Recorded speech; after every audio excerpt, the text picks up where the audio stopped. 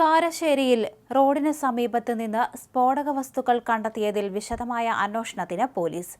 കാരശ്ശേരി പഞ്ചായത്തിലെ വാർഡ് 12-ൽ വലിയ പറമ്പ് തോണ്ടയിൽ റോഡിന് സമീപമാണ് സ്ഫോടക വസ്തുക്കൾ കൂട്ടിയിട്ട നിലയിൽ കണ്ടെത്തിയത്.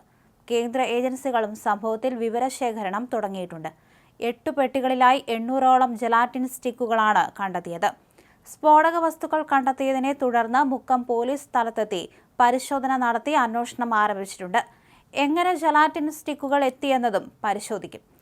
തീവ്രവാദ സംഘങ്ങളുടെ അടക്കം പങ്ക് പരിശോധിക്കും. പാറമടക്കാർ കൊണ്ടിട്ടതാകണം എന്നൊരു സംശയത്തിലും എത്തിയിരിക്കുകയാണ്. എന്തായാലും ഏറെ ദുരൂഹതകൾ ഇതിന് പിന്നിലുണ്ട്. കാരശ്ശേരി വലിയ പറമ്പ് തൊണ്ടയിൽ റോഡിന് സമീപത്തെ പറമ്പിലാണ് 8 പെട്ടികളിലായി ജലാറ്റിൻ സ്റ്റിക്കുകൾ കണ്ടെത്തിയത്.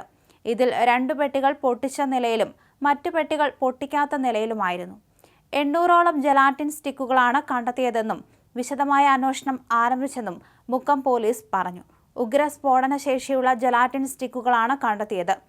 പെട്ടികളിൽ അശ്രദ്ധമായി കൂട്ടിയിട്ട നിലയിലായിരുന്നു ഇവ പാറമടയിലേക്ക് എത്തിച്ചതാണെന്നാണ് സംശയിക്കുന്നത്. പാറമടകളിൽ പരിശോധന നടക്കുമ്പോൾ അളവിൽ കൂടുതൽ സ്ഫോടക വസ്തുക്കൾ ഉണ്ടെങ്കിൽ പിടിച്ചെടുക്കാറുണ്ട്. ഇത്തരം പരിശോധന ഭയന്ന് ഉപേക്ഷിച്ചതാകാമെന്നാണ് പോലീസിന്റെ സംശയം. നടപ്പുവഴിക്ക് സമീപം സ്ഫോടക വസ്തുക്കൾ ഉപേക്ഷിച്ച നിലയിൽ കണ്ടെത്തിയത് നാട്ടുകാരെ ആശങ്കയിലാഴ്ത്തിയിട്ടുണ്ട്.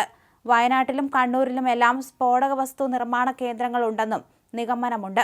ഇവിടേക്ക് വല്ലതും കൊണ്ടുപോയ സ്റ്റിക്കുകൾ പോലീസ് പരിശോധനയെ തുടർന്ന് ഉപേക്ഷിക്കാനും സാധ്യത ഏറെയാണ്. സ്ഥലത്തെ CCTV പരിശോധനയിലൂടെ വസ്തുത കണ്ടെത്താമെന്ന പ്രതീക്ഷയിലാണ് പോലീസ്.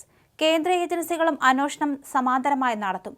ജലാറ്റിൻ സ്റ്റിക്കിന്റെ ഉറവിടം കണ്ടെത്തുകയാകും അവർ ചെയ്യുക. മലബാർ കേന്ദ്രീകരിച്ച് ചില സംഘങ്ങൾ പ്രവർത്തിക്കുന്നതായുള്ള സൂചനകൾ കേന്ദ്ര ഏജൻസികൾക്കുണ്ട്. ISIS മൊഡ്യൂളുകളും സജീവമാണ് ഇവിടെ. ഈ സാഹചര്യത്തിലെ സ്ഫോടക വസ്തു കണ്ടെത്തലിനെ ഗൗരവത്തോടെ എടുക്കാനാണ് IBയുടെ തീരുമാനം.